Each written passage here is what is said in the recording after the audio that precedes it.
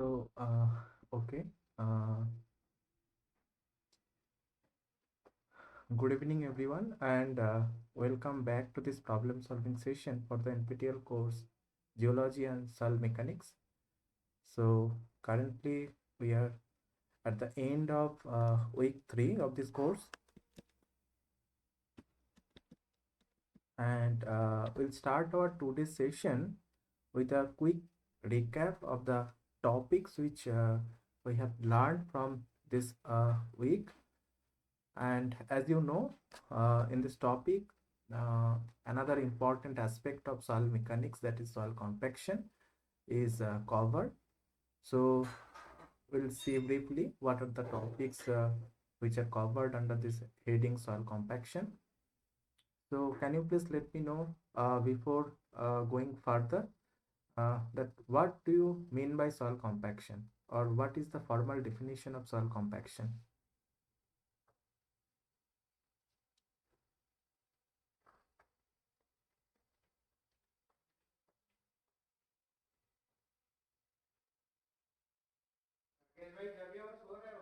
Okay, so soil compaction, it's basically a densification process of soil. Okay, so if we try to write the formal definition of soil compaction,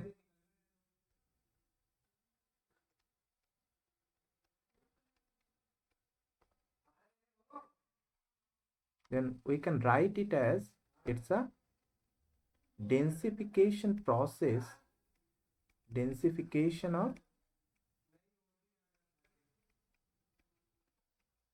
soil by expulsion of pore water.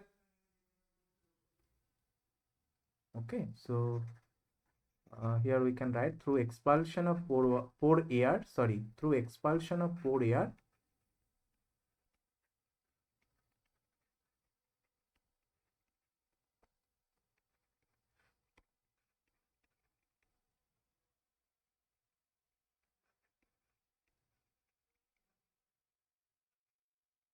by means of mechanical energy. Okay,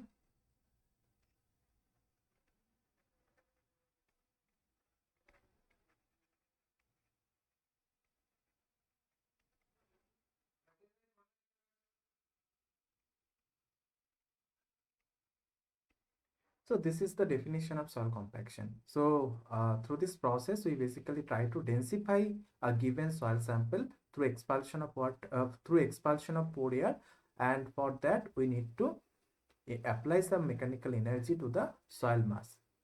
Now we have seen that we have basically done this soil compaction in laboratory or in the field. Okay, so for laboratory we have seen, or we have learned about two essential tests like standard and modified Proctor test.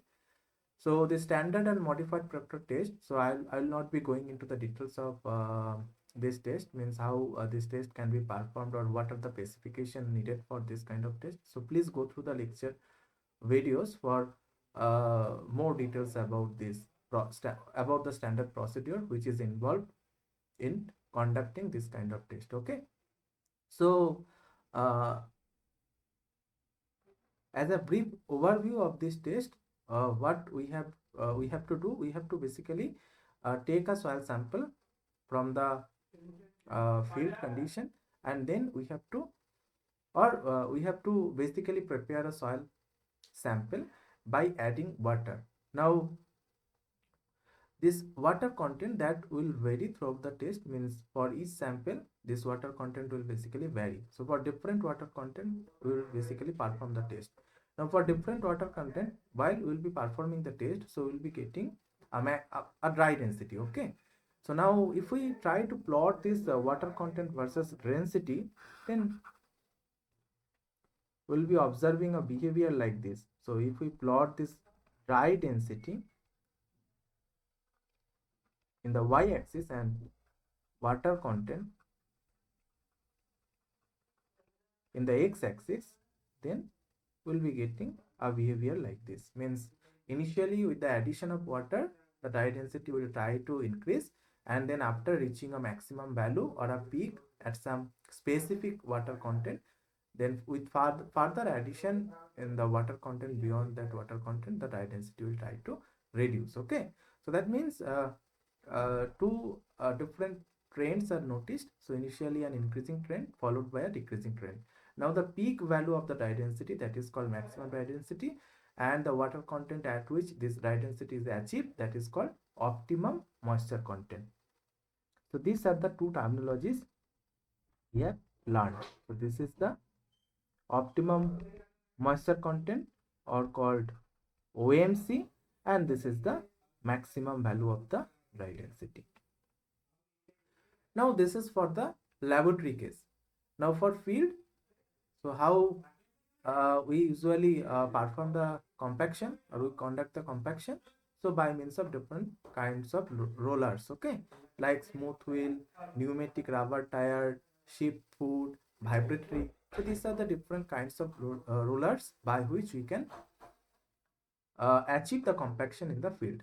Now while we were learning about this kind of field compaction, we also learned that this specific type of roller is perfectly suitable for a specific kind of soil. Okay, so for an example, we can say that this sheep foot roller, so this is particularly useful for cohesive soil, and similarly this vibratory rollers, so this is basically suitable for granular or cohesionless soil. So that also we need to know that the suitability of each of these rollers. Okay, so a single roller may not be suitable for all kind of soil. So that's why we need to know what is the suitability of a specific kind of roller before it application to the field scenario. Now in the next segment, we have learned what are the different factors which can affect the compaction procedure. So we have seen that soil type and compaction effect. So these are the two cases which can affect the compaction to a considerable extent. So soil type, under this soil type, the grain size, gradation characteristics, specific gravity.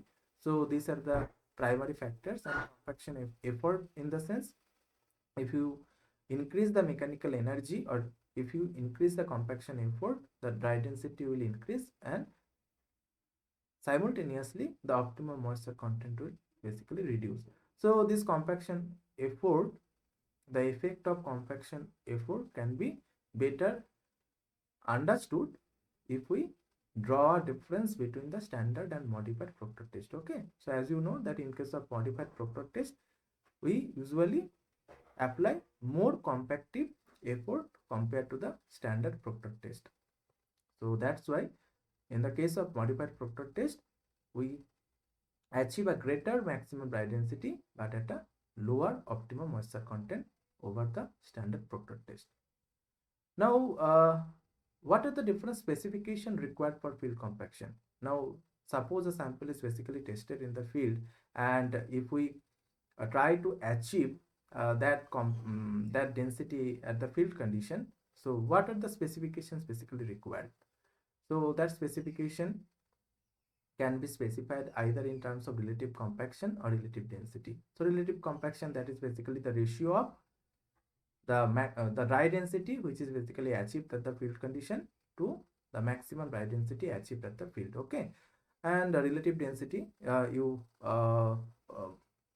I hope that all of you know what is basically denoted by this relative density. Okay, otherwise we will see through a numerical problem in this session. And then in the laboratory we can determine the compaction curve, or we can determine the unit weight, dry unit weight, through the standard and modified Proctor test. But in case of field unit weight determination or field unit weight of compaction determination, we have seen three type of test. The first one is sand cone method, rubber balloon method, and the last one is nuclear method. And so far the scope of this course is concerned, so we have only discussed about the sand cone method. Okay, so we'll again take one example on this topic. And lastly, we solved one numerical problem regarding the soil excavation and practical embankment construction. So this is a brief overview of the topics which are covered in this week 3. Now we'll take a few numerical example. We will take a few numerical example problems to better understand these topics. Okay. So we'll first start with the problem that was left in the last session, and I had given this problem to you as a homework. So those who had already solved, it's perfectly fine. Otherwise, we'll solve this problem in this session. Okay. So let's start with this problem taken from the previous session. So in this problem, it's mentioned that data from sieve analysis conducted on a given sample of soil showed that 67% of the particles passed through 75 micron ISC. On the liquid limit and plastic limit of the final fraction was found to be 45 and 33% respectively. The group symbol of the given soil as per IS 1498-1970 is. So we can summarize the given data. So the data which are given to this problem, first of all, the percentage fine, or rather we can say the fine content. So fine content means the particles having size less than 70, particle diameter less than 70 micron. Okay. So this value is given as 67%. Now, in addition to this fine content, the liquid and plastic limit of the final fraction is also given. So liquid limit, that is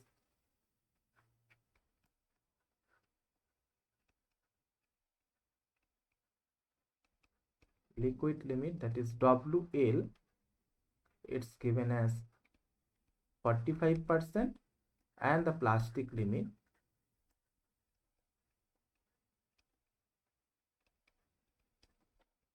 that is WP, is given as 33%. Now we need to determine the group symbol of the given soil. Okay, so this was the question. What is the group symbol?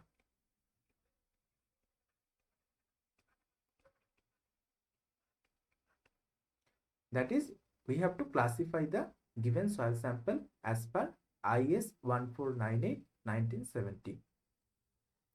Now, we learned in the previous week that the classification system is primarily dependent on the fine content, or rather we can say the first check in the classification system is on the basis of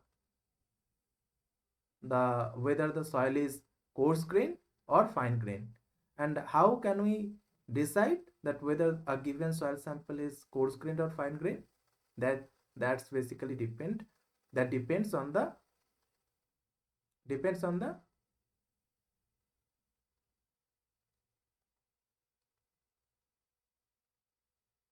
percentage of soil passing through 75 micron sieve or retained on 75 micron sieve.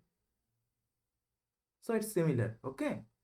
So first check what is the percentage of particles that is basically passing through the 75 micron sieve.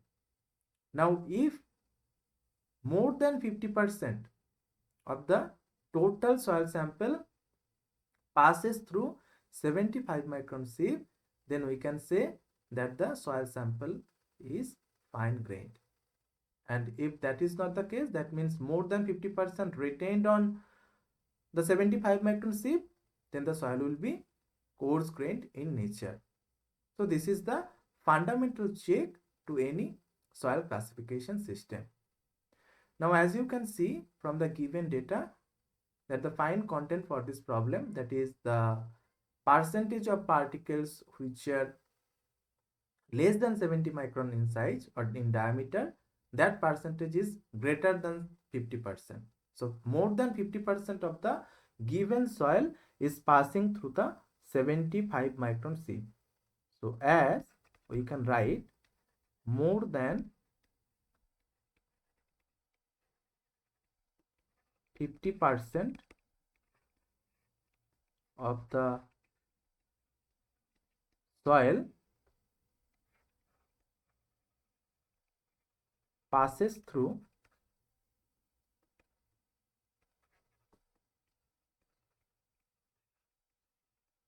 75 micron sieve,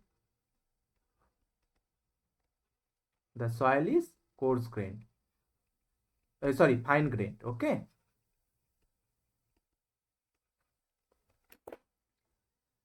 And this conclusion is basically drawn from the given value of fine content. So where the fine content is 67%, more than 50%. So that's why we can say that the given soil is fine grained. Now in the last week we have also learned that if a soil is fine grained, then it would be or it should be classified on the basis of its plasticity characteristics. However, in the case of coarse grained soil, the soil should be classified based on its gradation characteristics. I hope you may recall that for a coarse grained soil, the classification system is based on gradation characteristics, and in the case of fine grained soil, the classification would be based on its plasticity characteristics. So for the plasticity characteristics, liquid limit and plastic limit of the soil is given as 45% and 33% respectively. Now what we will do, we'll basically, we'll first determine the plasticity index of the given soil. Okay.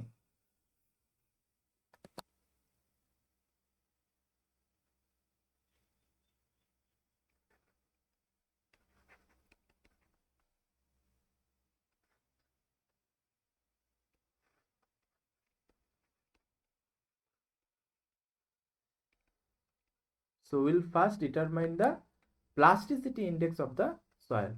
So plasticity index, as you know, that this is the range over which a soil becomes plastic or remains in the plastic state. So that is the formal definition of plasticity index. So it is the range of water content over which a soil remains plastic, that is called plasticity index. Now from this definition, we can determine or we can write the plasticity index as a difference between its liquid limit and plastic limit. Okay. So you know about this plot. I hope that this is the volume of soil, total volume of soil V, and this is the water content. Now when a sufficient amount of water is basically added to the soil, so at that stage it basically behaves as a liquid. Now if you subsequently reduce the water content, then it will follow this kind of behavior. So the volume will try to reduce, and after a certain range, certain amount of water content, the volume would become constant. Okay. So this is coming from the consistency of the soil. So the consistency can be classified as liquid, then plastic, then semi-solid, and finally solid. So this is the plasticity range. Okay. So that means starting from liquid limit to plastic limit. So the difference between liquid limit and the plastic limit will give you the plasticity index of a given soil sample. So now for the given soil sample, liquid limit and plasticity limits are 45 and 33%, I hope. 45 and 33% respectively. So that means the plasticity index is 12. Okay.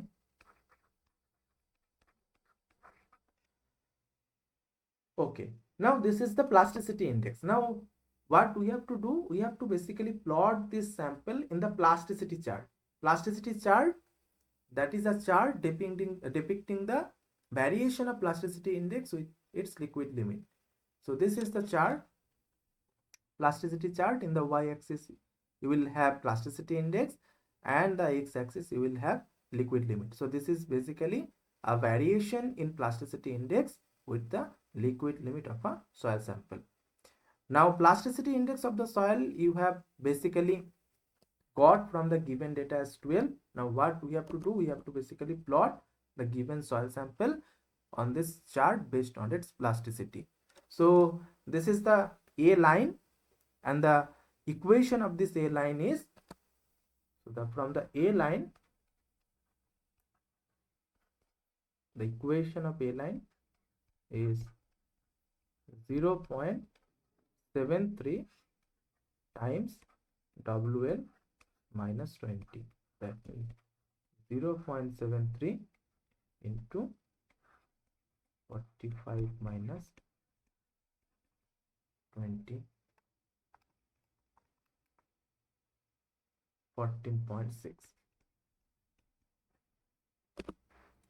Now with respect to this A line, you can differentiate the soil sample as clay or silt. So the soil which is basically plotted above A line, the soil will be clay in nature, and the soil which is plotted below this A line, that will be silt in nature. Okay. Now as we can see, the plasticity index according to the A line, the equation of A line is 14.6, and the actual plasticity of the given soil sample is 12. So that means the soil is plotted below the A line. Okay. So it's plotted below A line. So you can say the soil is silt. Now what will be its compressibility, the type of compressibility? So as per the plasticity chart, we will be having three kinds of plasticity type of, means the low compressible, sorry, not plasticity, the compressibility. So low compressibility, intermediate compressibility, and the high compressibility. Now how you can differentiate the compressibility, or what is the controlling parameter to define the type of compressibility? The controlling parameter is its liquid limit or the water content. Now as you can see, the liquid limit is basically in between 35 and 50. So since the liquid limit is in between 35% and 55%, so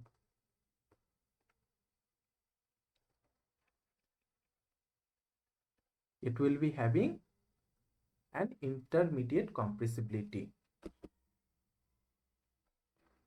So before that, we need to know the range. So if the liquid limit is less than 35%, so this is the 35%. Okay. So if the liquid limit is less than 35%, then it will be having low compressibility. So it will be defined by the symbol L. Okay. And if it is in between 35 and 50, then it will be having an intermediate compressibility, and that will be defined by the symbol I. And if it is more than 50, then it will be having a high compressibility defined by symbol H. So that will be the suffix. Okay. And the prefix is the type of soil, that means whether it's clay or silt. So as you can see, first of all, the soil is plotted below A line, that means it's silt, and again the liquid limit lies in between 35 to 50%, so that means it will be having an intermediate compressibility. So therefore the group symbol would be Mi. So this is the answer.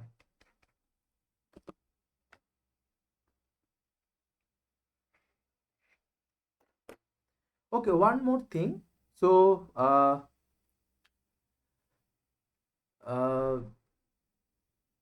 basically it's better to write Mi or Oi, because Below the A line, the soil can be either M or O, means silt or organic. It can be of silty type or organic type. So accordingly, you have to use the symbol Mi or Y. Now, in the examination, if you have the options like Mi, means there is no options Y mentioned, then you can easily choose that option as the Mi. Otherwise, if it's fill in the blanks type question, then it will be better to write Mi or Y. Okay. Now, since this question is taken from GATE examination 2002, and I hope out of the 4 questions, so Mi would be the appropriate answer. Okay. Now we'll take problem 2, and problem 2 is given as that in a standard Proctor test, 1.8 kilogram of moist soil was filling the mold.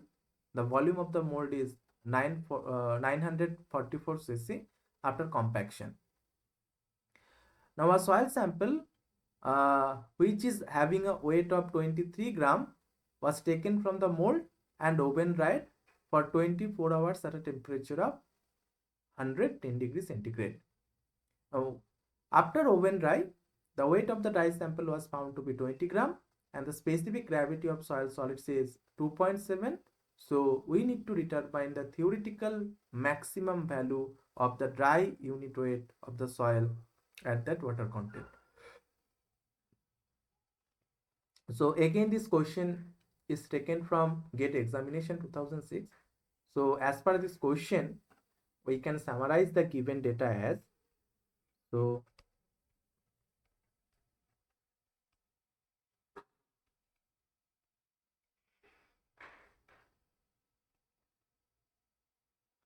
first of all, the mass of moist soil, mass of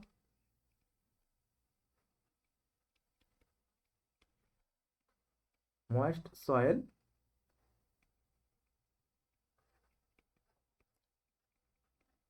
designated by M is given as 1.8 kg.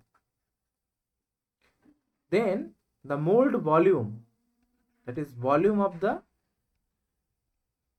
mold, okay, volume of the mold denoted by V is given as 944 cc. So this is after compaction. Now in addition to that,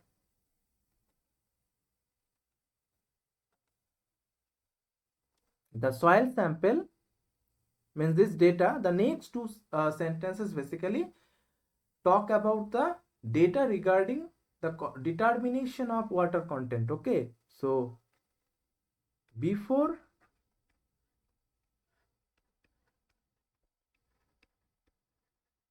oven dried, the mass of the sample was, so we can write M1, so that was 23 gram, and after oven dried, the mass of the soil becomes 20 gram, and the GS value, that is specific gravity of soil solids, is given as 2.7. So these are the given data. Now we'll calculate one by one. So first of all, we'll utilize the first two data, that is the mass of the moist soil M and the volume of the mold V. So by utilizing these two data, we can determine the moist density of the soil. So that is rho moist. Okay.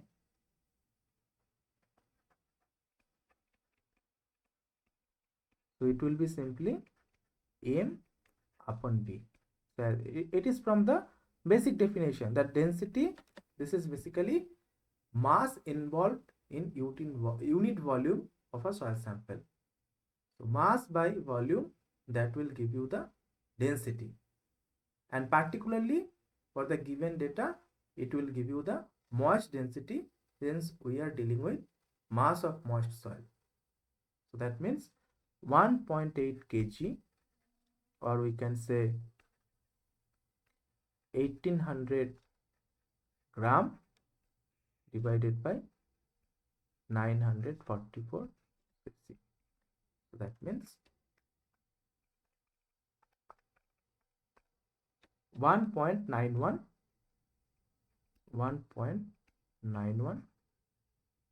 gram per cc. So this is the moist density of the soil. Now what we need to determine? We need to determine theoretical maximum value of the dry unit weight of the soil. Theoretical maximum value of the dry unit weight of the soil. So for that, we need to determine the water content of the soil. So determination of water content is first required to address that question.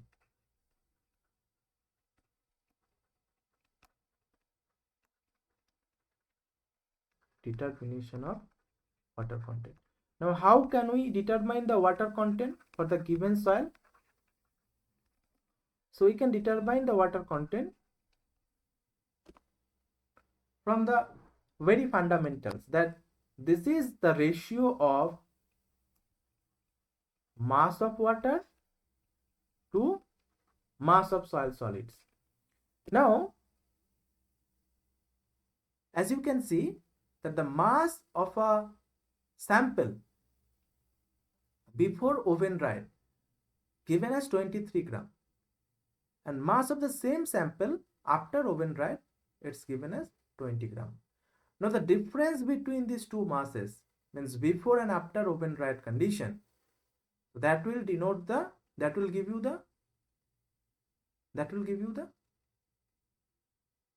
mass of water only, na? So before oven dry, the mass was 23 gram,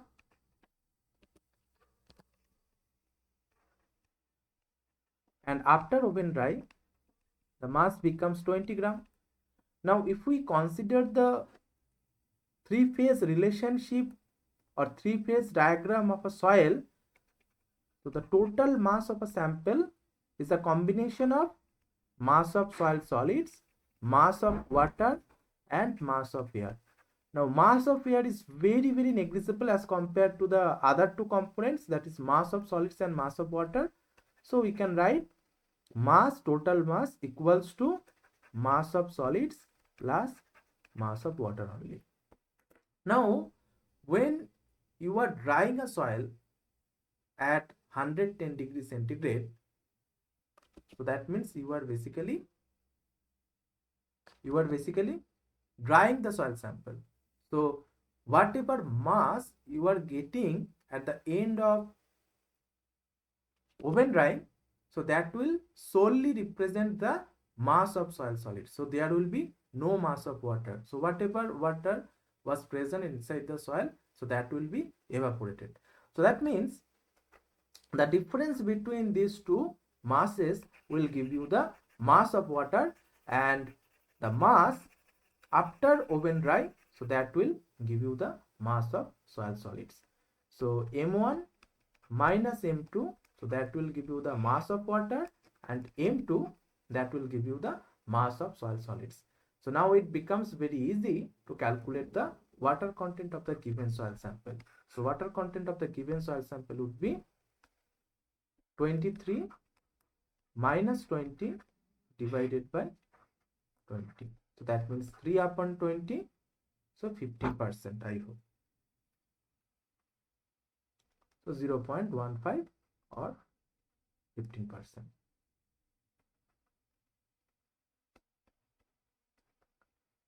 So in this way, we can determine the water content of the given soil sample. Okay. Now we'll proceed further. So we'll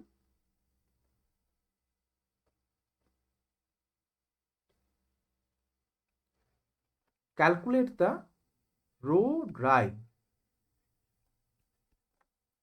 So we know the rho moist, that is the density of the moist soil, and the water content of the soil.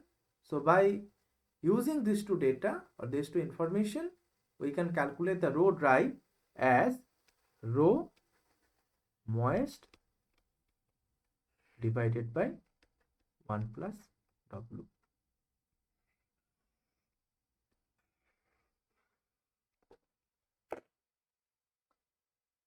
So this can give you the required answer. But do you think that this is the answer which is required in this question?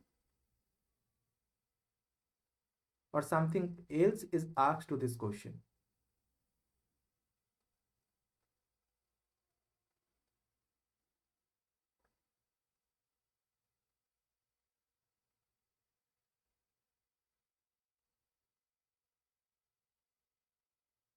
So it's a basic trend. Most people basically do the mistake here. So please read the problem statement very carefully, that here the dry only, not only the dry unit weight is not asked. Okay, so rather the theoretical maximum value of dry unit weight of the soil at that water content is required to determine. So to do that, what you have to do, you have to basically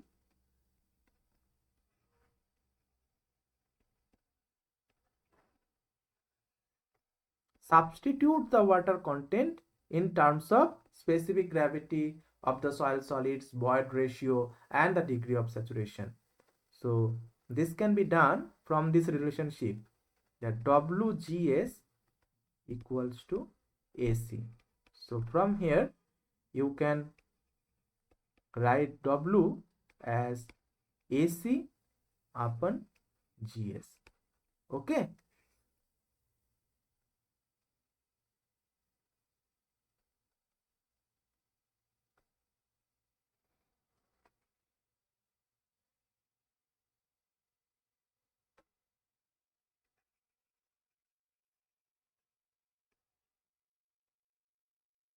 Sorry.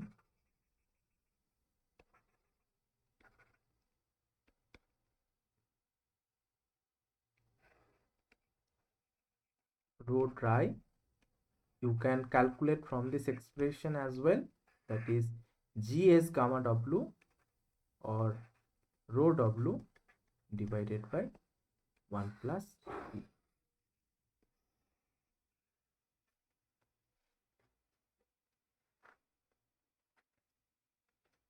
Now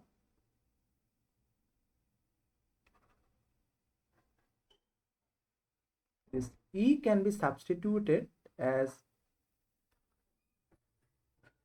W GS by S. That means rho dry, it would be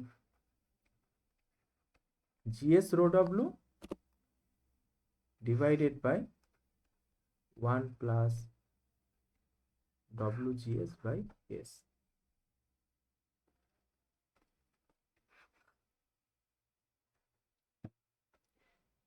Now for the maximum, theoretical maximum, please keep in mind, so for the theoretical maximum dry density, so for the theoretical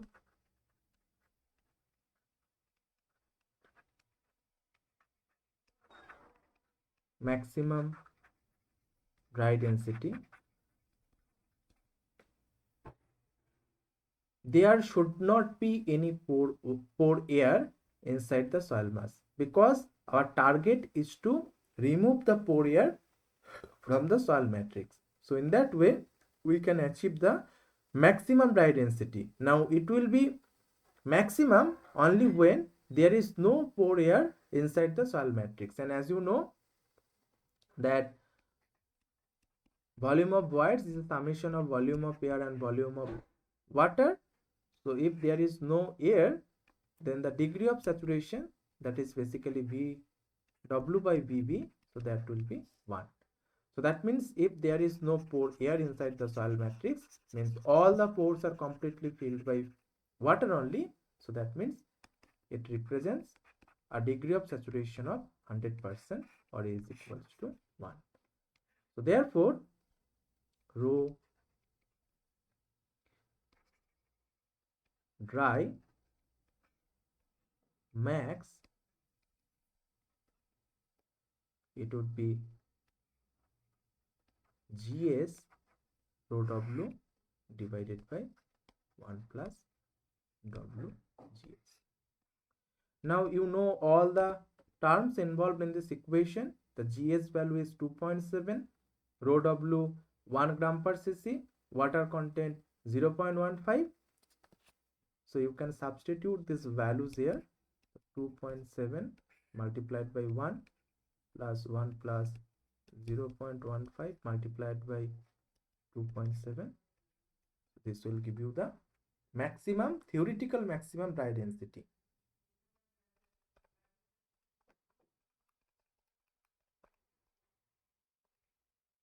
So 1.92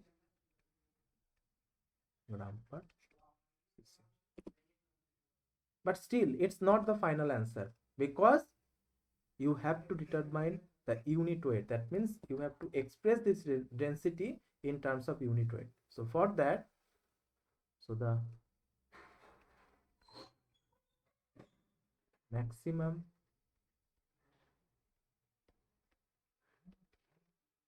theoretical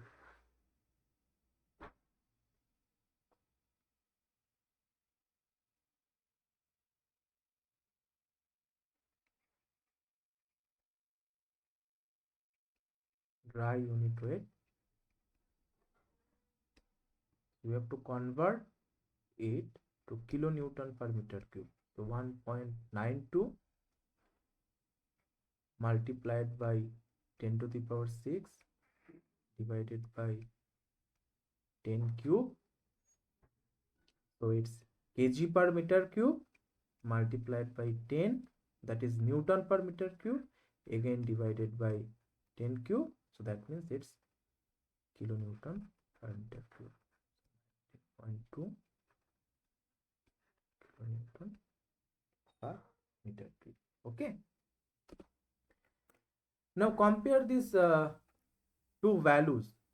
Okay, we didn't calculate the earlier one, so it will be rho moist is given as 1800, oh sorry, 1.91 divided by 1.15, so that will give 1.66. So this value 1.66 gram per cc. Okay, so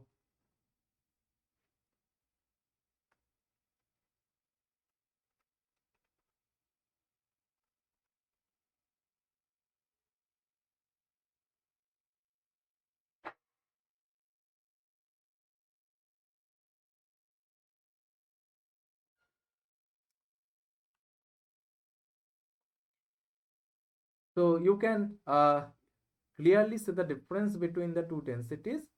So this is 1.66 if you divide the rho moist directly by 1 plus W, and the maximum theoretical density is nothing but 1.92. So there is a huge difference. So this is corresponding to the theoretical case or idealistic case when there is no pore air inside the soil matrix. That means it indicates 100% saturation. So at that time only you can achieve the maximum theoretical dry density. Otherwise, so this is the dry density, that is 1.66 gram per cc. So in this case, there will be some air so inside the pore, the soil matrix. So all the airs cannot be expelled out from the soil matrix, and it's a realistic scenario rather than the theoretical maximum dry density. Okay, so again, the theoretical maximum dry density can be calculated from this equation also. So for that, this W should be substituted as AC upon GS. But since we don't know the void ratio value, so we know only the GS value and the S. S is 1 and GS is 2.7. So that's why we cannot use this equation. Okay. So we have to take the help of the second equation, that is rho dry equals to GS rho W divided by 1 plus A. So please be very careful what is required to determine and what is not. Okay. So for this time being, you have to determine the theoretical maximum value of the dry unit weight, not only the dry unit weight. Okay. Okay. So then this is the answer to this question.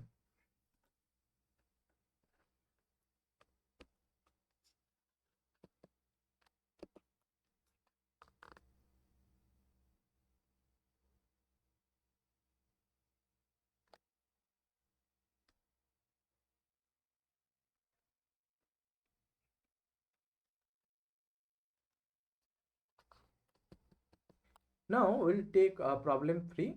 So it's regarding a cylindrical compacted specimen of 20 centimeter diameter and 15 centimeter height is prepared by mixing a quantity of dry soil with 12% by mass of water, and the compacted specimen is having an air content of 8%. Determine the mass of the wet soil required to prepare the above specimen, and also determine the dry density of the specimen if specific gravity of soil solids is 2.6 ml.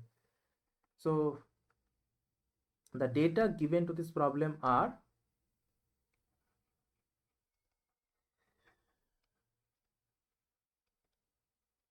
the dimension of the cylindrical specimen, so that means diameter of the specimen,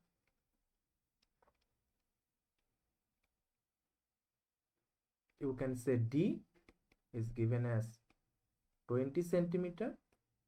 Then height of the cylindrical specimen, say H, is given as 15 centimeter.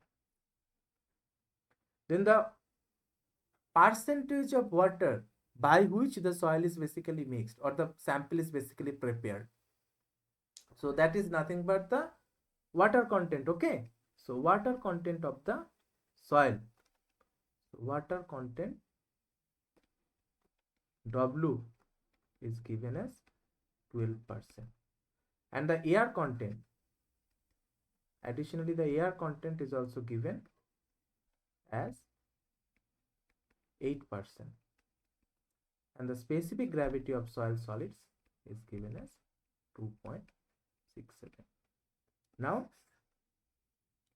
you need to calculate the mass of wet soil required to prepare the specimen.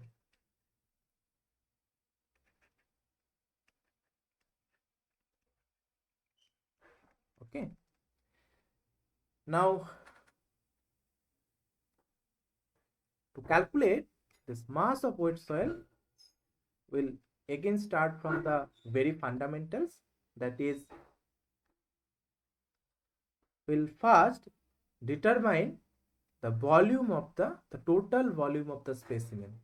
Now since the specimen is cylindrical in shape, so the total volume will be pi by 4 d square into h, and the diameter of the specimen is 20 centimeter, whereas the height of the specimen is 15 centimeter. So pi by 4 multiplied by 20 square multiplied by 15, so that will give you the total volume of the cylindrical specimen, and it will be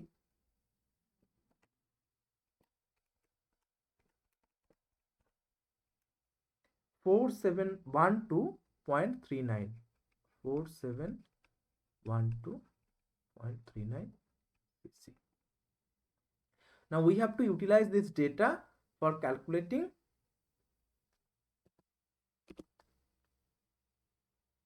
the parameters which are required or which are asked in this question. Okay, so that means the mass of wet soil and the dry density of the specimen. So we'll first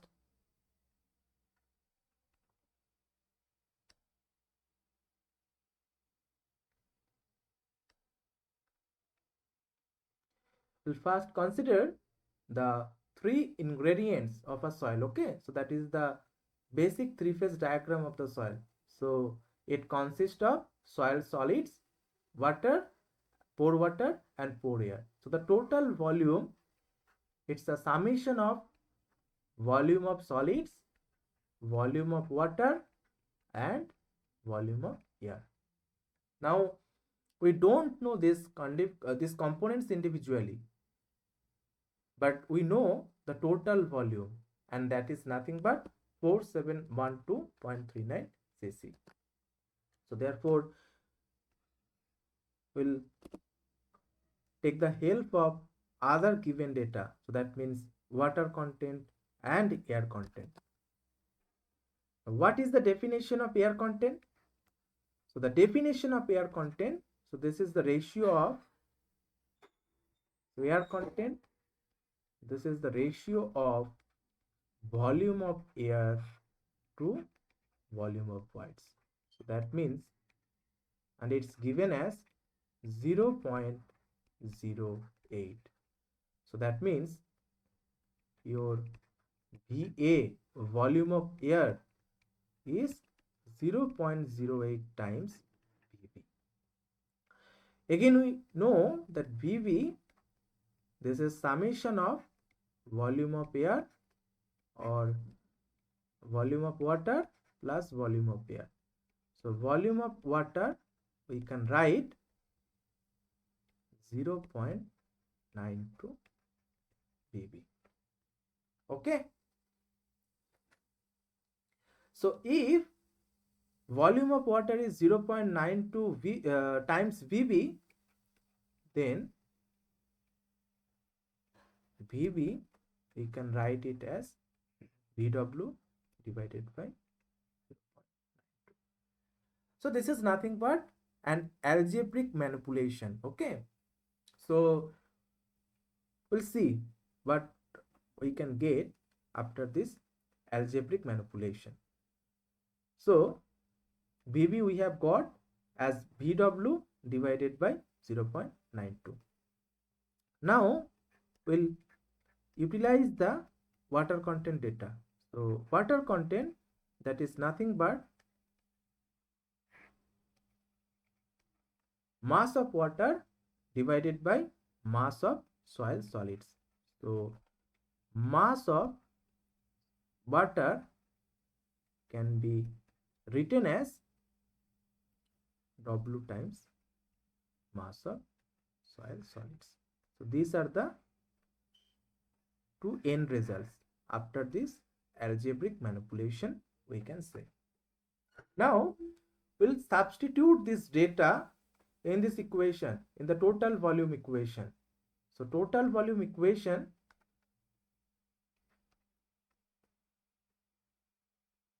we can jump to the next step, that is Vs. We can, okay, let me do it step by step. So Vs plus Vw plus Va, Va we can write 0. Sorry, it is this Vw plus Va. So as a whole we can write Vb.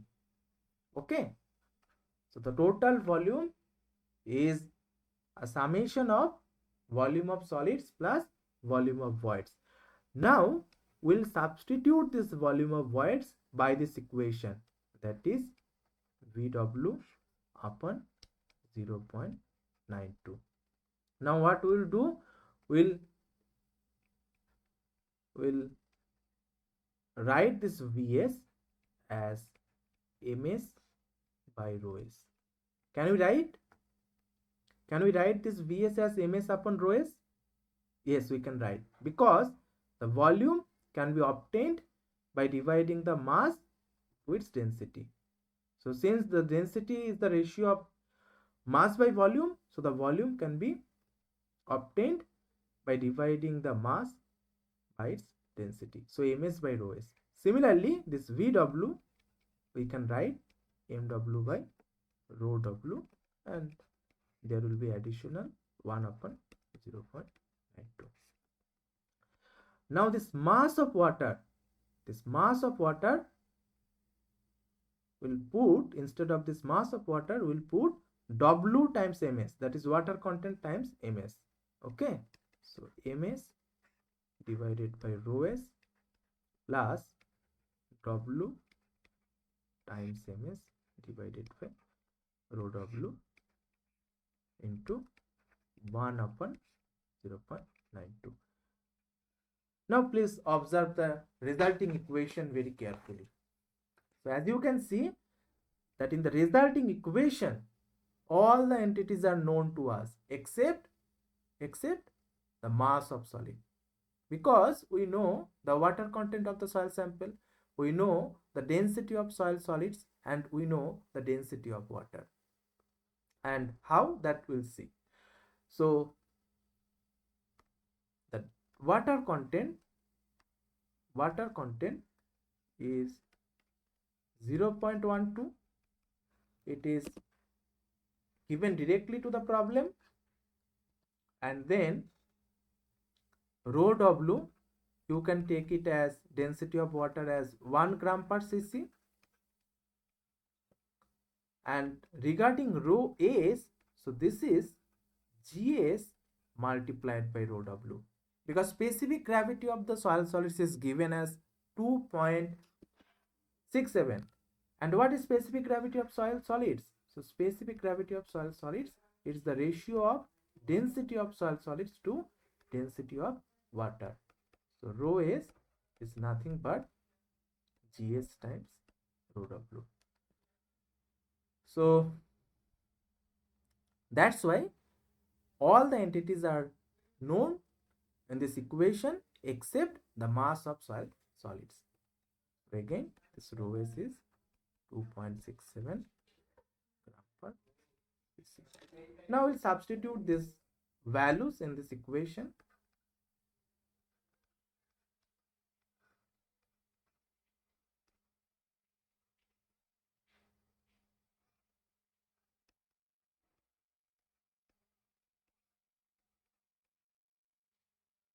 And ultimately we can get the mass of soil solids inside the soil matrix. Okay, so we are substituting the values.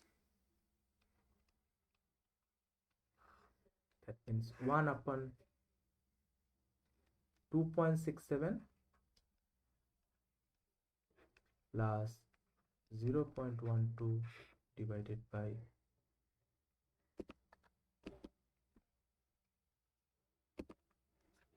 0.92 into 1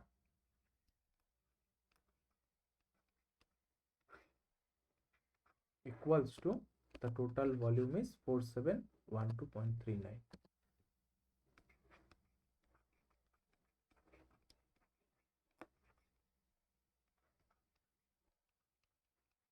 So ms would be 4712.39 divided by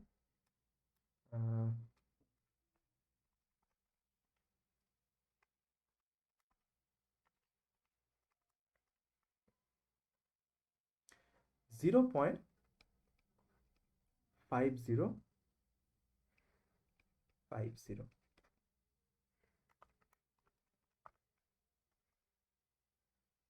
So that means the value of ms is 9332.08 gram.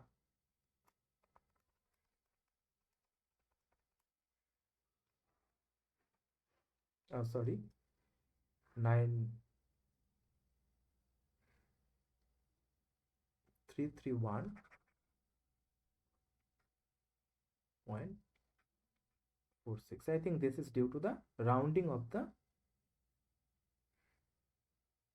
numerical values. Okay, so due to rounding off.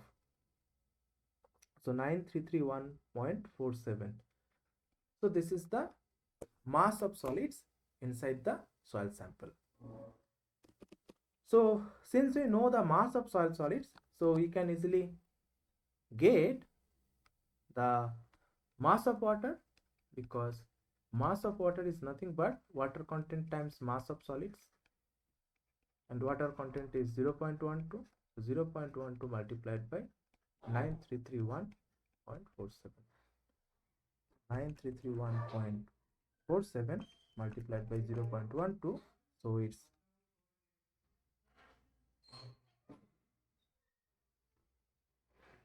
1119.78 gram.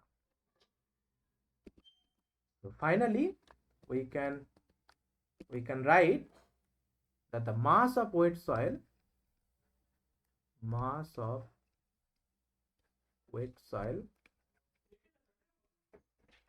is ms plus into.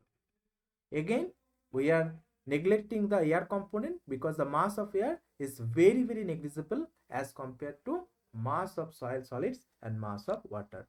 So 9331.47 plus 1119.78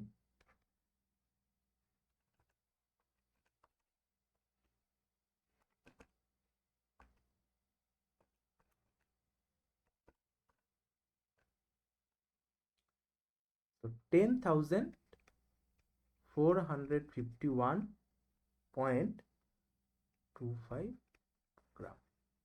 So this is one of the answers to this question.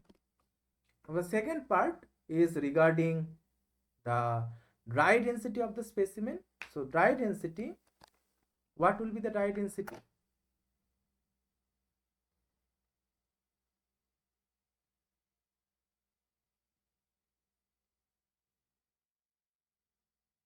What do you think? What could be the dry density of the specimen?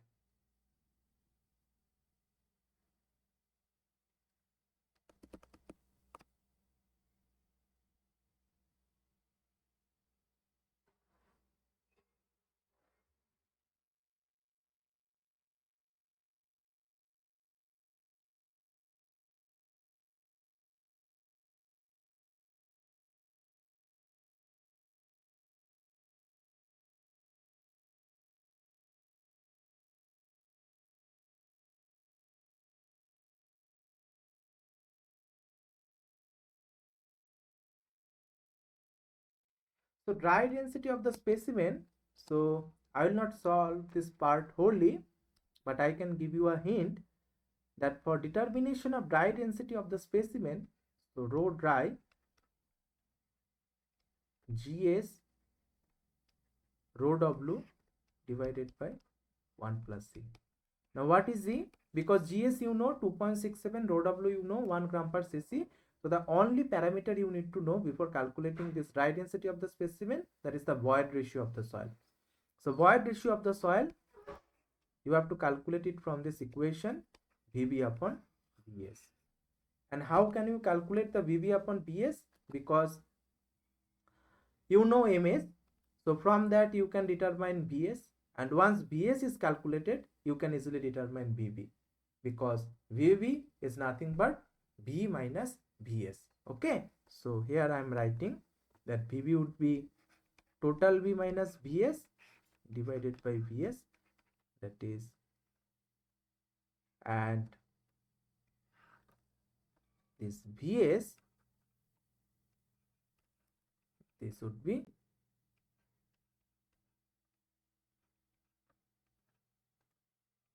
MS upon rho s. Okay, so you know MS, that is minute, so that is 9331.47 gram, and rho s is 2.67. so you can easily get the VS value. Now once you get the VS value, you have to subtract that VS from the total value volume, then you can get the volume of voids. Now that volume of voids divided by VS will give you the void ratio, and that void ratio you have to substitute in that equation GS rho W by 1 plus C. So that will give you the dry density of the specimen. So it's a homework. So please attend this question at your home. Okay, so you can take this part as a homework.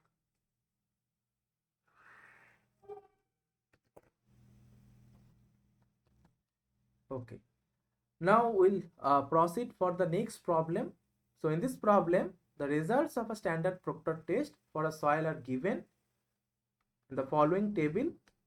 So in this table, there are three columns. So for the first column, it dictates about the volume of the Proctor mold in cc. The second column, the mass of wet soil in the mold are given. Masses of wet soil in the mold are given. And in the third column, moisture contents are given. Now, apart from this standard Proctor test result, the results related to field unit weight determination test performed on the same soil by means of sand cone method are also given. So under these results, first of all, the calibrated dry density of the Ottawa sand is given as 1570 kg per meter cube. Calibrated mass of Ottawa sand to fill the cone is given as 0.545 kilogram. Mass of jar plus cone plus sand before use is given as 7.59 kilogram. Mass of jar plus cone plus sand after use is given as 4.78 kilogram. Mass of moist soil from hole is given as 3.007 kilogram. And finally, moisture content of the moist soil is given as 10.2 percentage. So based on this data, we have to determine the relative compaction in the field. So therefore, to answer this question, it is very much essential to know about the definition of relative compaction. So if we denote this relative compaction by R, so relative compaction is denoted by R, then R, what would be the R? The R would be a ratio of the dry density achieved in the field or the dry unit weight achieved in the field divided by the maximum dry density achieved in the lab. So it is the ratio of two dry densities. The first one is the dry density achieved in the field condition, and the second one maximum dry density achieved in the laboratory. Or otherwise you can express this relative compaction in terms of unit weight. Both are same. So it's a density to density ratio, or otherwise it's a unit weight to unit weight ratio. So both will represent the same entity, that is relative compaction. Therefore, to determine the relative compaction in the field requires the determination of unit weight at the field and maximum unit weight at the laboratory. So we'll determine these two unit weights one by one. So first we'll consider the determination of unit weight, maximum unit weight in the laboratory. Okay, so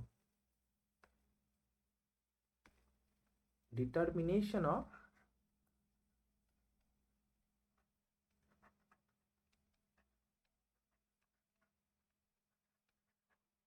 maximum unit weight in the laboratory, and this is represented by gamma d max in lab. Okay, now how we can determine? So for that we need to plot the dry unit weight versus water content data. So to determine the maximum unit weight in the laboratory, we need to plot the maximum dry unit weight versus the moisture content data, and that data we can get from the results of a standard Proctor test. Okay, so I will give you a sample calculation here. So as you can see from this table, you know the volume of Proctor mold, you know the mass of wet soil in the mold, and you know the corresponding moisture content of the specimen. So first we'll try to determine the moist density of the soil, okay, for each of these cases. So as you can see, there are 6 different cases, 1 2 3 4 5 6. Now for each of these case, you can determine the moist density of the soil sample, and from that moist density you can also determine the dry density. Okay, so how that we'll see. So the chronology will be like that, or will be like this, that first we'll calculate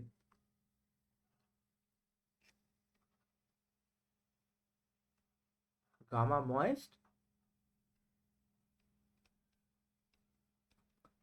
then we'll calculate gamma dry, and we know the respective moisture content.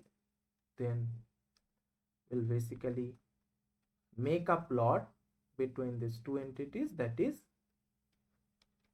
gamma dry versus water content. Okay, so this is the chronology for the determination of maximum unit weight in the laboratory. Now, what is gamma moist? So gamma moist, for example,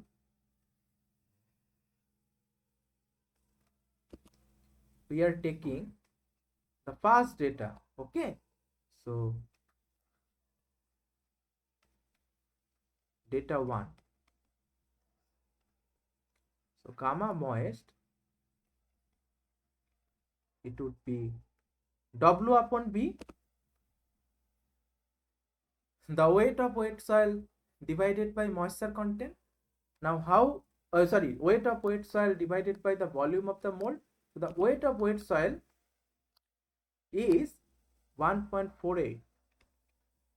So this is mass of wet soil, please keep in mind. So this is mass of wet soil, so in kg.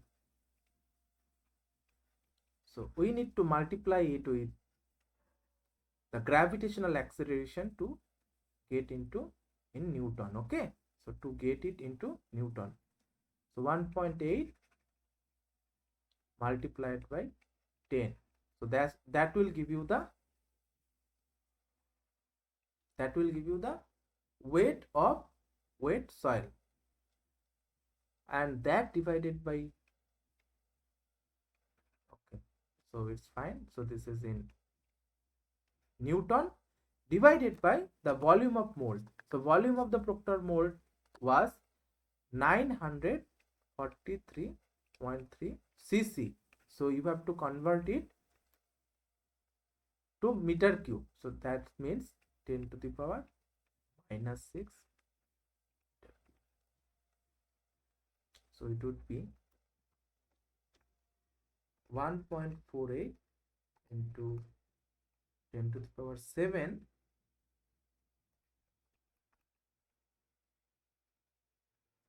so 15,689.10 Newton per meter cube, or we can say 15.69 kilonewton per meter cube. So this is the moist density. This is the moist unit weight of the soil corresponding to dataset 1. Now, after moist unit weight, we have to calculate the dry unit weight, gamma dry.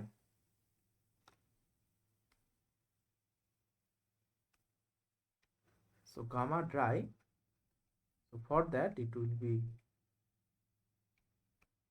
gamma moist divided by 1 plus W. Okay. Now gamma moist is your 15.69 and W is your 6%. So 0.06. So that will give you 15.69 divided by 1.06. So 14.80 kilonewton per.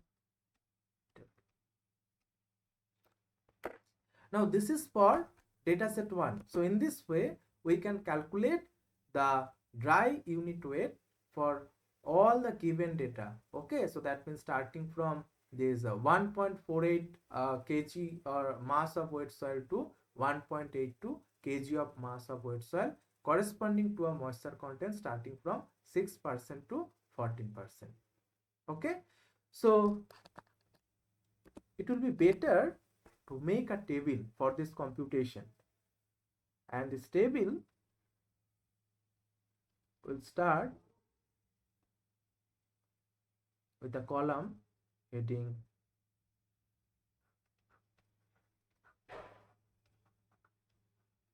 volume of mold in cc, then mass of wet soil in the mold in kg, then gamma moist in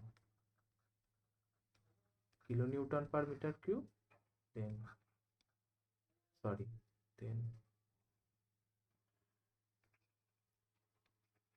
W moisture content, and lastly the dry unit weight in kilonewton per meter cube. Okay, now for the first set of data we have already calculated these values. The volume of the mold is kept same, so it's 943.3 cc. Corresponding mass of wet soil was 1.48 kg. So gamma moist we have calculated as 15.69 kilonewton per meter cube, and the moisture content was 6%. Therefore gamma dry we have calculated as 14.80. So this was the past case. So similarly we can calculate the dry unit weight for the remaining cases.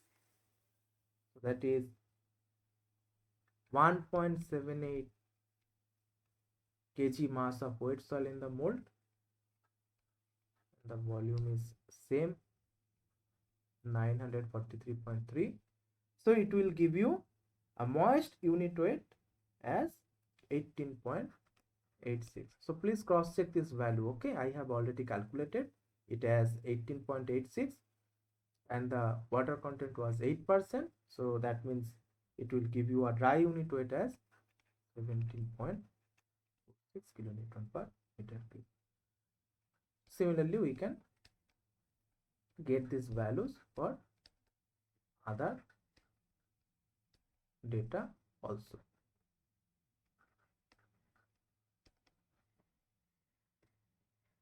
So 1.90, so it will be 20.14. The moisture content is 9%. The dry unit weight is 18. Then for 1.98 kg mass of wet soil, the moist unit weight is 20.99. Moisture content is 11. And the dry unit weight is 18.91 kilonewton per meter cube. For 1.95 kg mass of wet soil, the moist unit weight is 20.67. Moisture content 12%, and the dry unit weight is 18.46, and finally 1.82 mass of wet soil. The moist unit weight is 19.29, moisture content is 14%, and the dry unit weight is 16.9. Now the next step is make a plot between the fourth and fifth columns of this table. Okay, so that means between moisture content and the respective dry unit weight of the soil. So we'll do that. So this is the pictorial representation of the standard Proctor test results. So in the y-axis we have dry unit weight, that is gamma dry. So this is nothing but gamma dry, and this is water content in the x-axis. So we have 6 data points starting from 6% water content and 14.80 dry unit weight to 14% water content and 16.92 kilonewton per meter cube dry unit weight. So these are the 6 data points which are plotted in this graph. Okay. Now we'll add all these data points by a smooth curve.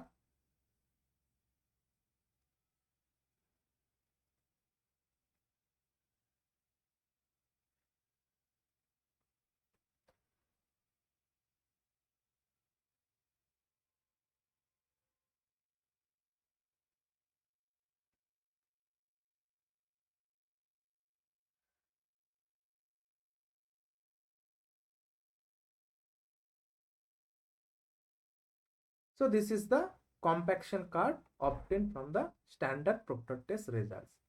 Now as you can see, so at the beginning of this course we have discussed a little bit about the behavior of this curve. So for the first half, or we can say rather up to the fourth data point,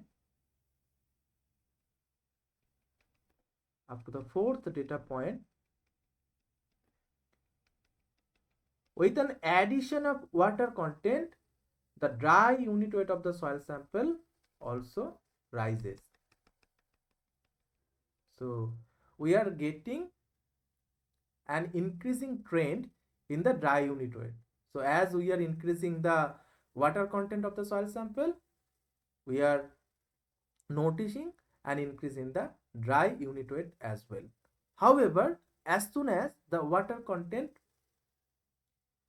rises beyond this value, that is 11%. Okay, so this value is 11%. So as the water content rises beyond 11%, there is a decrease in the dry unit weight. So below 11%, with an addition in the water content or with an increase in the water content, there is a rise in the dry unit weight. However, beyond 11% water content, if the water content is increased, the dry unit weight of the soil is decreasing. Now can you please explain why this type of behavior is happening? What could be the possible reason behind this kind of behavior? Any idea?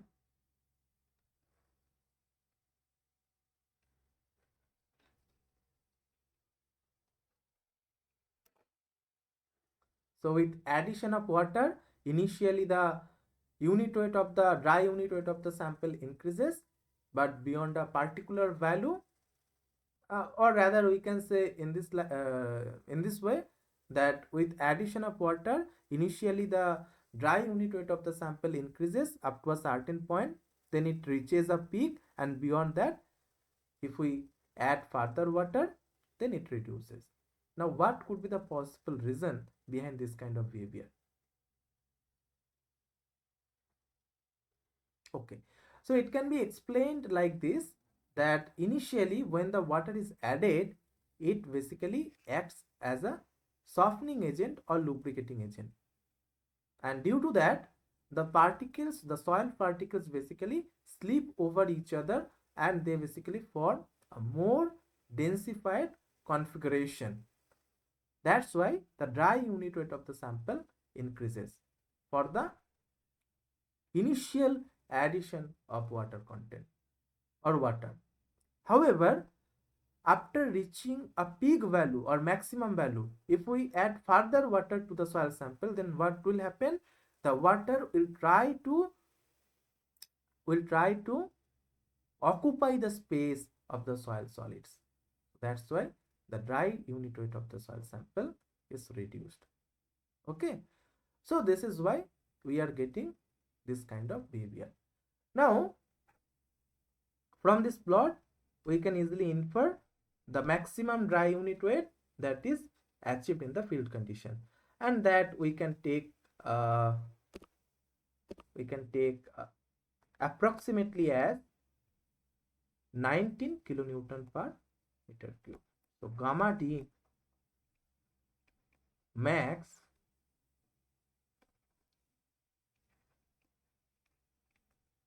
in the lab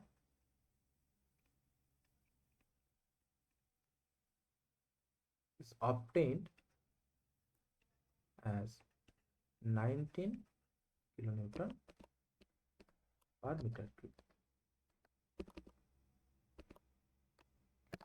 Now, what's about the gamma D field? Okay, now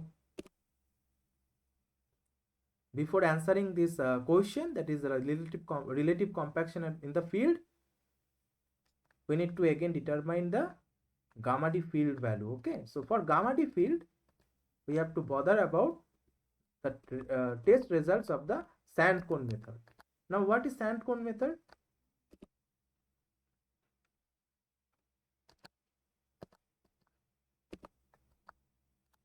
What is sand cone method? So in the sand cone method, so if we briefly discuss about this method, so in the sand cone method, basically a hole is excavated, a hole is excavated in the field, and then sorry,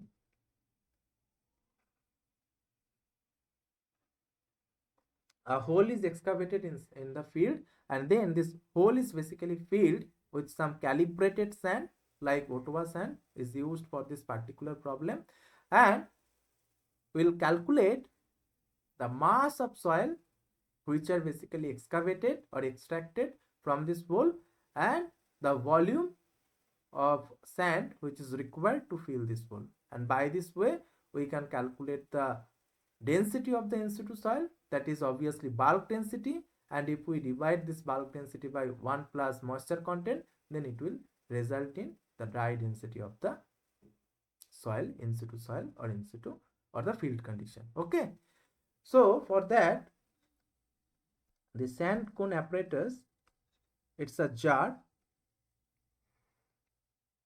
and it's fitted with a cone at its top. So if we draw the schematic of this experiment,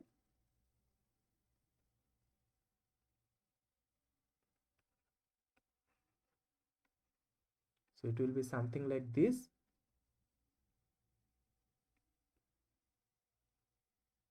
Sorry.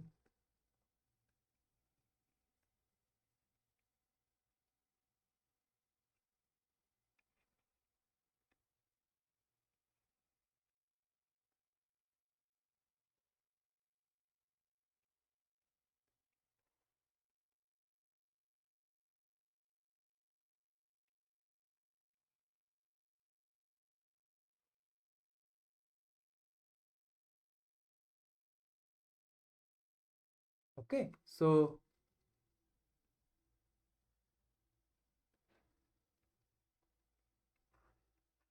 there is a valve and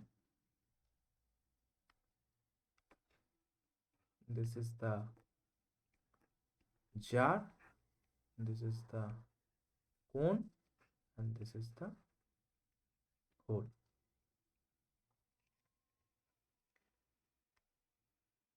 Now the mass of jar plus cone plus sand before use is given as, is known to us, 7.59 kg, and mass of jar plus cone plus sand after use is given as 4.78 kg. So what is basically done in this experiment? So in this experiment, the jar with a fitted cone at its top is basically inverted over the excavated hole. Now the sand inside the jar is allowed to fill the cone plus the hole. Okay, so this is the combined volume. Now out of this volume, means volume of cone plus hole, volume of cone can be calculated by dividing the mass of sand required to fill the cone divided by the calibrated density of the sand. Okay, so we'll do the calculation one by one. So first we'll determine how much how much volume of sand is required to fill the cone and hole both, and that can be determined by subtracting the mass of jar plus cone plus sand after use from the mass of jar plus cone plus sand before use. Okay, so therefore mass of sand used to fill the hole and cone, it can be determined by subtracting M2 from M1. Now what is M2? M2 mass of jar plus cone plus sand after use. So that is the remaining mass of sand inside the jar, and mass of jar plus cone plus sand, that is the before use. Okay, so the subtraction of the difference between these two masses will give you the mass of sand used to fill the hole and cone, and that would be 7.59 minus 4.78 kg. That means 2.81 kg.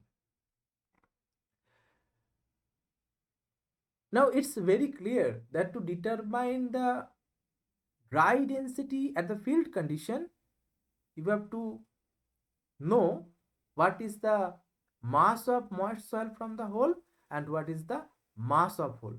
Okay, so if we basically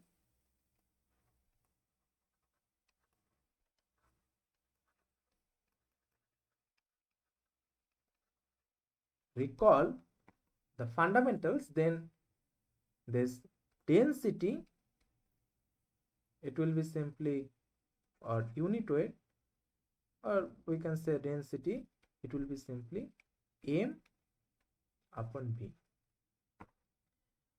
Now this is bulk, okay, and rho dry, this will be, or we can say rho moist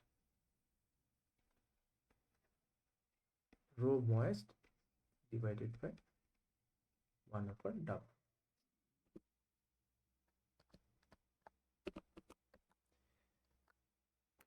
Now please see very carefully.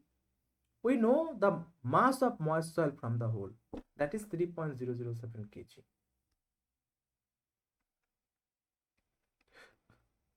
And here this is same. And we know the moisture content of the moist soil, that is 10.2%. That means W. So to determine the rho dry, the only entity that we need to know, this is V, the volume of the hole. So without the volume of the hole, we cannot calculate the moist density and so for the dry density. Okay. So therefore, the determination of hole volume, this is the only task involved in this method, that is sand cone method. And for that, we have to go in a sequential manner. So first of all, we have determined the mass of sand used to fill the hole and cone, and that is m1 minus m2. Now in the next step, we'll determine the mass of sand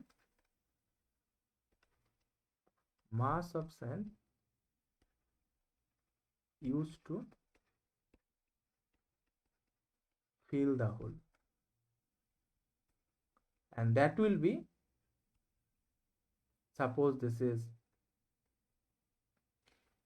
m4, so this will be m4 minus m3. Now what is m3? M3, this is the calibrated mass of O2 sand to fill the cone. So this is m3, because you already know how much mass is required to fill the cone. That means if we subtract that mass from the mass of hole and cone, mass of sand used to fill the hole and cone, so that will obviously give you the mass of sand used to fill the hole. Okay, so m4 is 2.81, and the calibrated mass of O2 sand to fill the cone is 0.545. So it will give you 2.265 kg.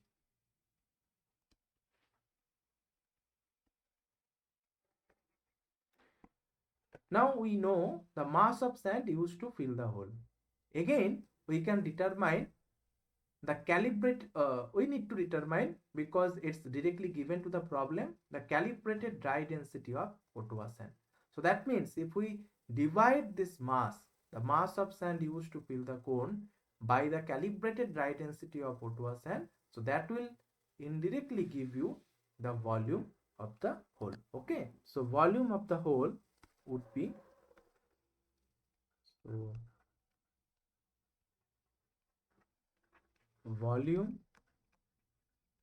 of the hole B, it would be m5, so this is m5, so m5 divided by the sand density rho O2, okay, so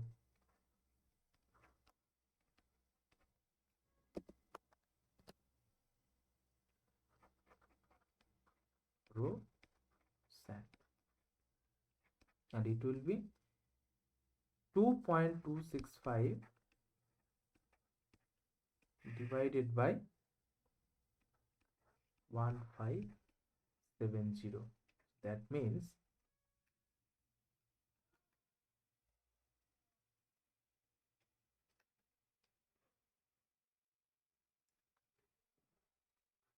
1.44 into 10 to the power minus 3 meter. So this is the volume of the hole. And mass of moist soil from the hole, so mass of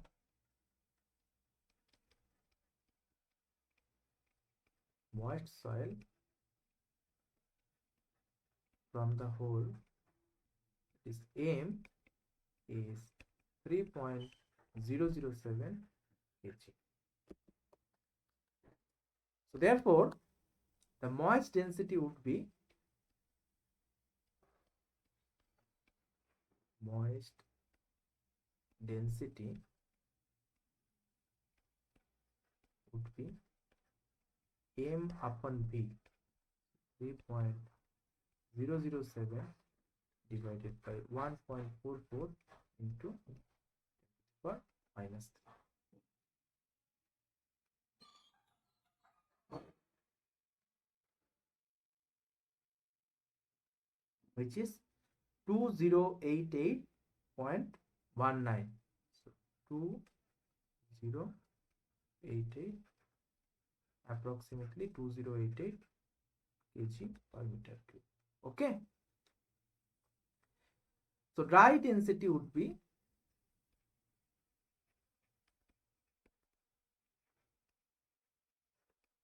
rho moist divided by 1 plus W.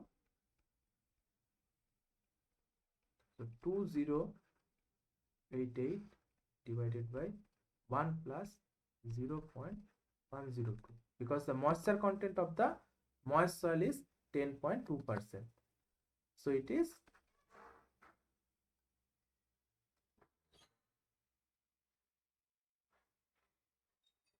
1894.74 kg per meter cube, or we can say gamma dry field. So this is we are calculating for field. Okay, so all the calculations are now for the field condition. So this is for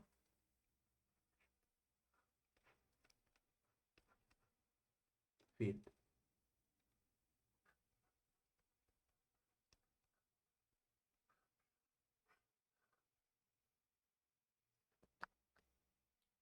So gamma D field, that would be 1894.74 into 10 divided by 10 cube, that means 18.95 kilonewton per meter cube.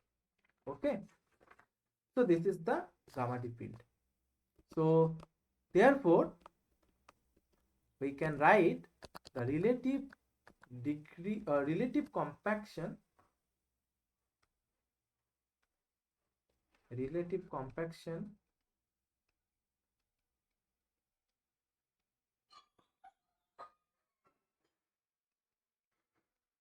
in the field is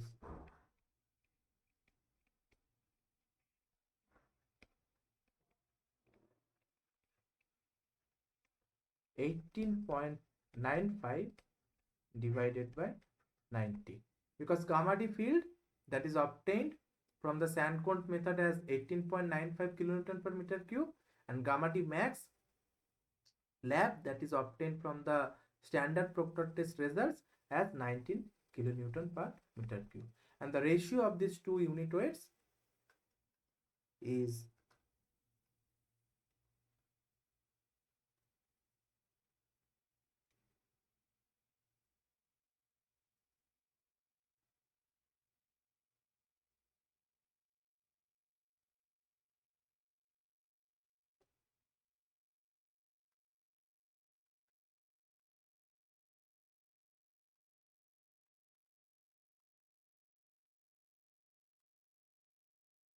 99.74.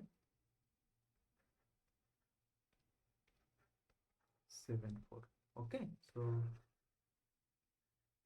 0.9974, or we can say 99.7%. Okay,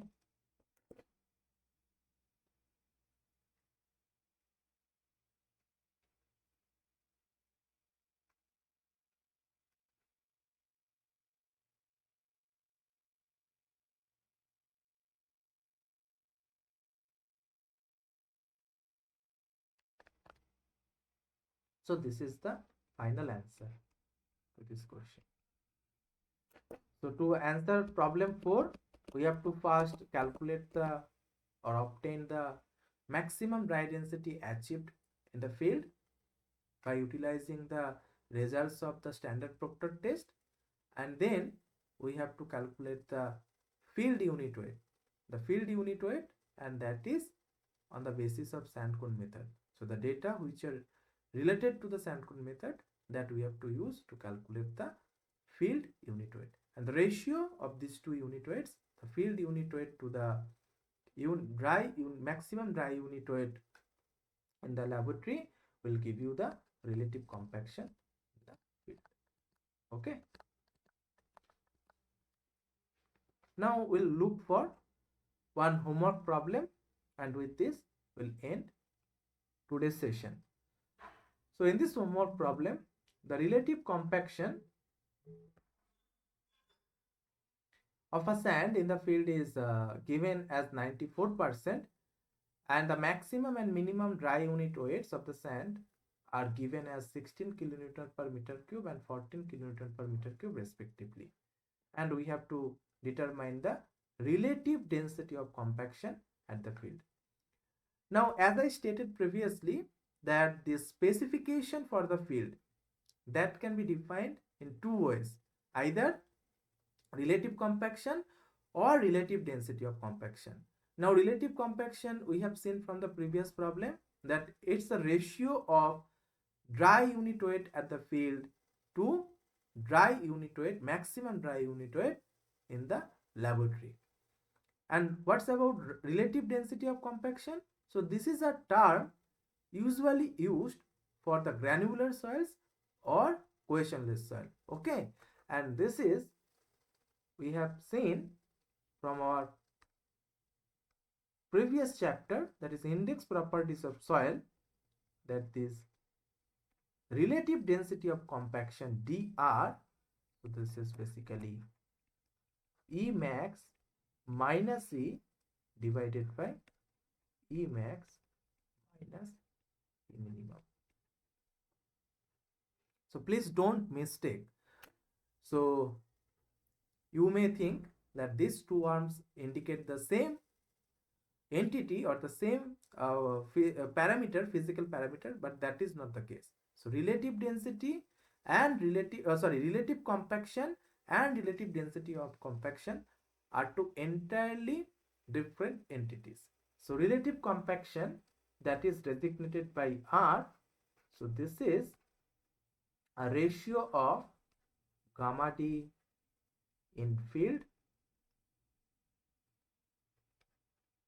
to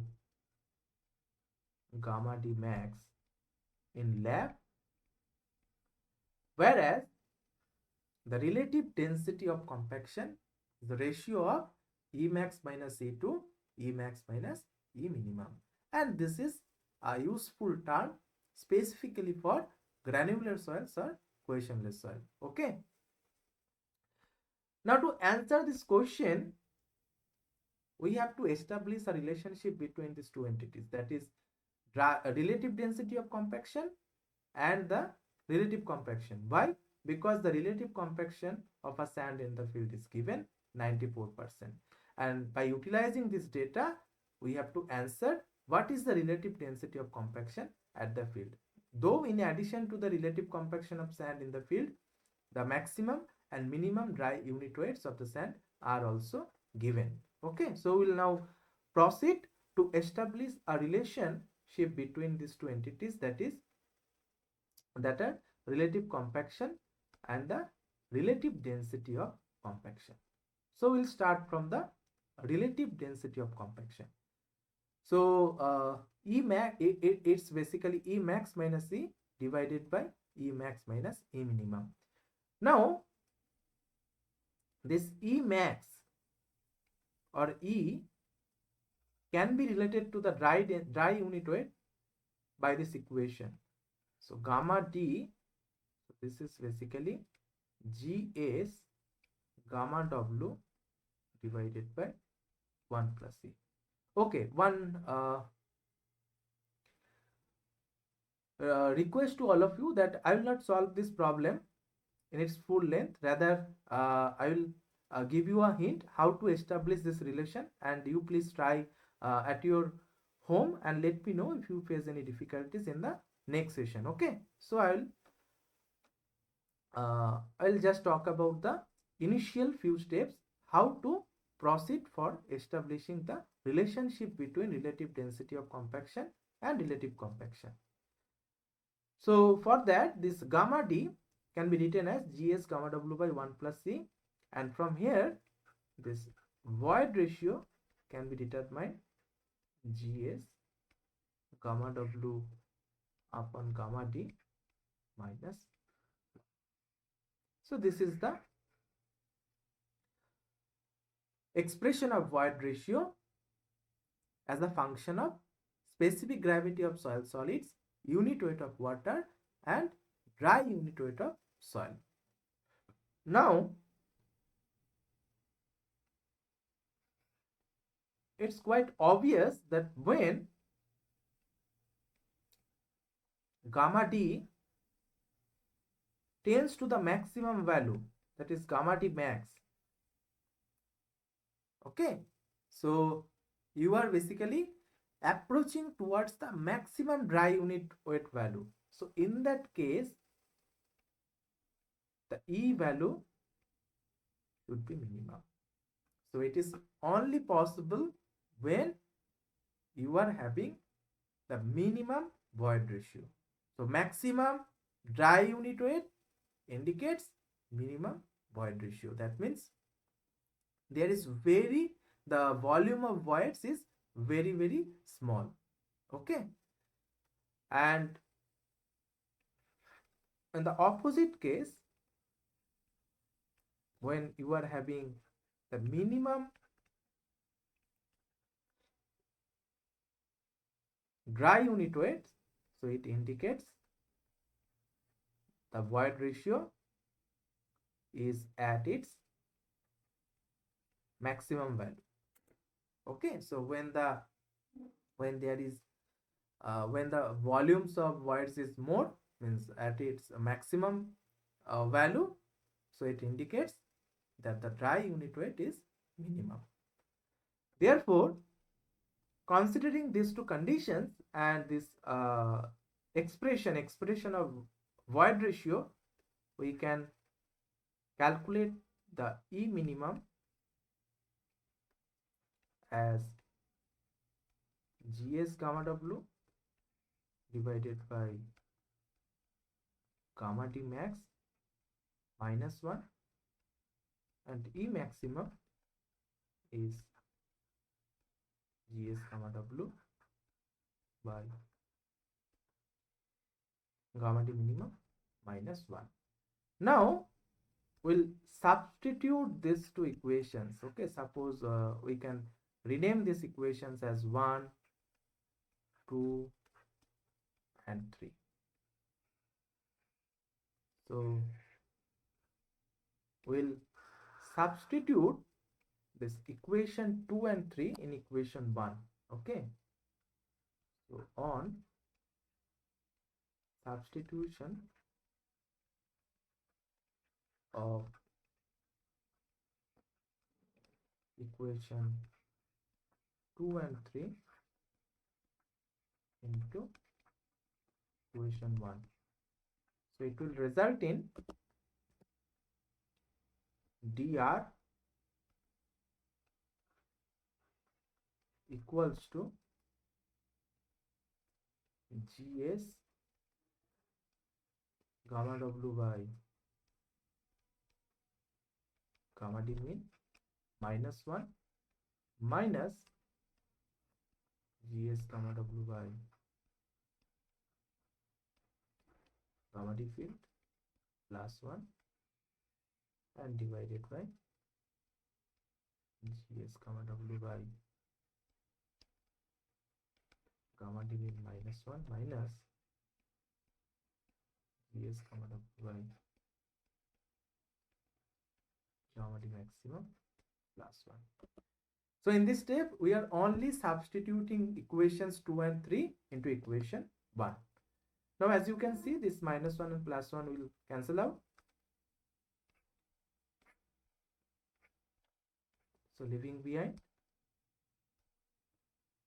this term, GS gamma W by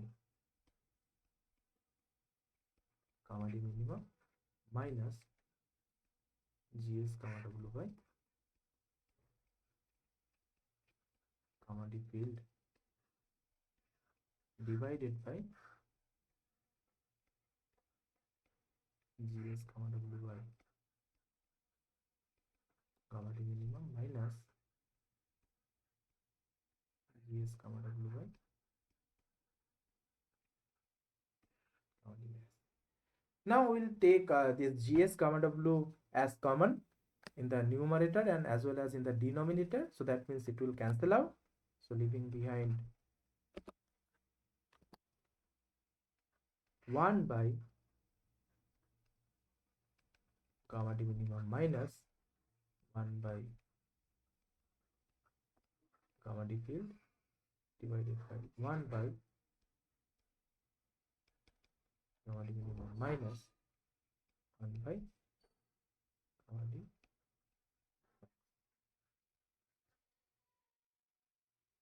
So it's nothing but the algebraic manipulation of the equation. Okay, so then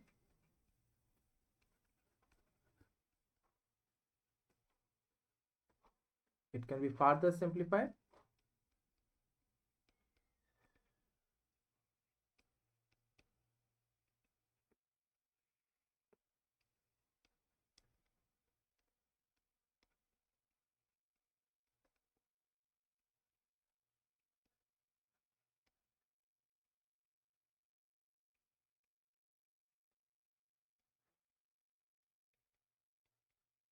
Okay, so it can be further simplified as like this. Now the next step, what we'll do, we'll divide the numerator and denominator both by gamma d max.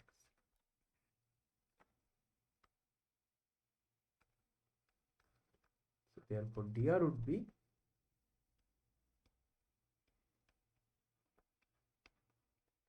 gamma d field by gamma d max, gamma d min by gamma d max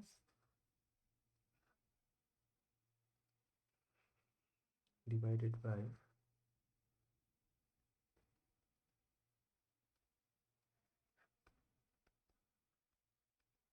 gamma d max by gamma d max minus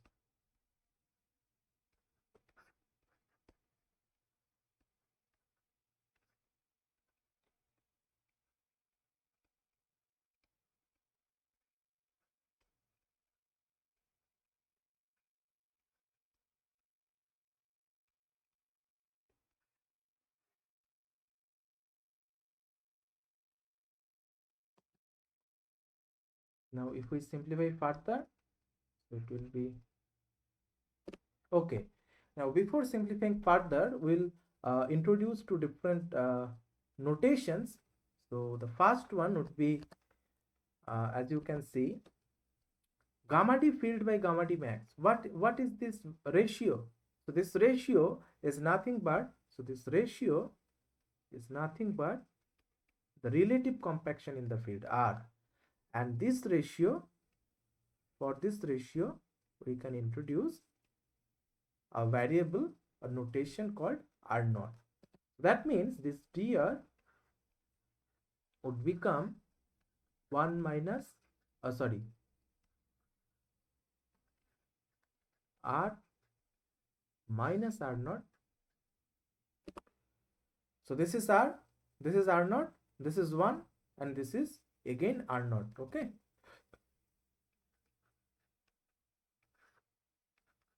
multiplied by 1 divided by R. So this is the relationship between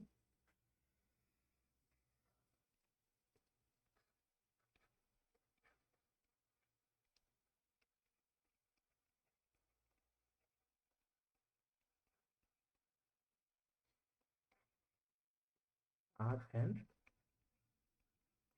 dr, where R naught is gamma d min by gamma d. So I will not solve further. So I will leave here. So your homework would be to determine the dr value from the given data. Okay. So with this, we have come to the end of this session. Now we'll wait for a few minutes. So if you have any queries or any doubts, you can ask me. Otherwise, I will stop this session here. Okay. So thank you very much for joining this session.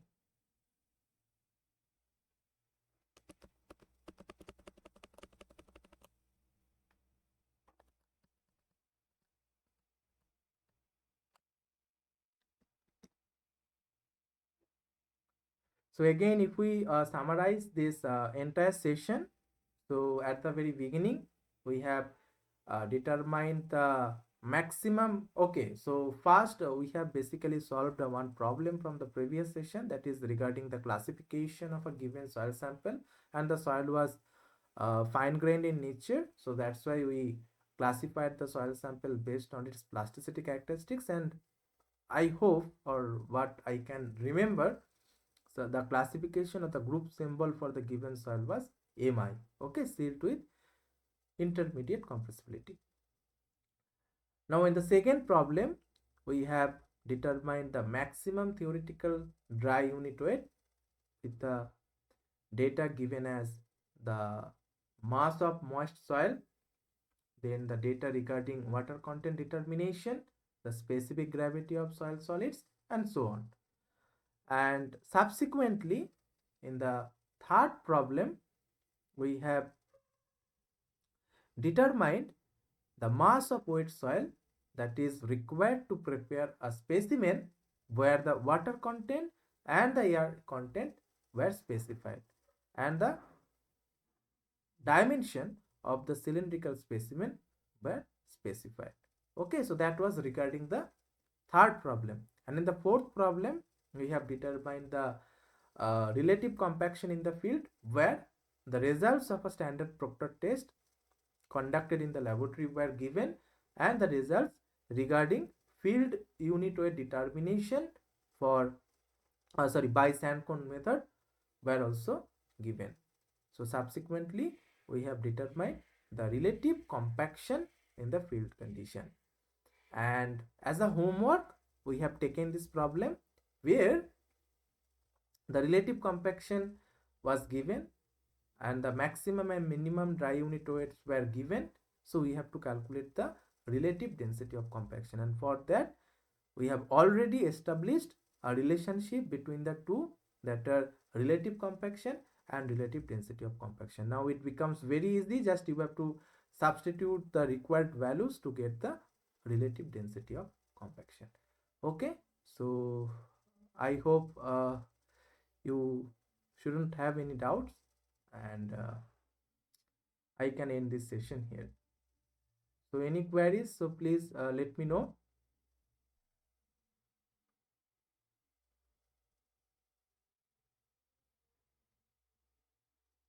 Okay, so I'm not receiving any response from your end, so I am assuming uh, all is fine from your end. Okay, so I'm ending this session here. So have a nice day.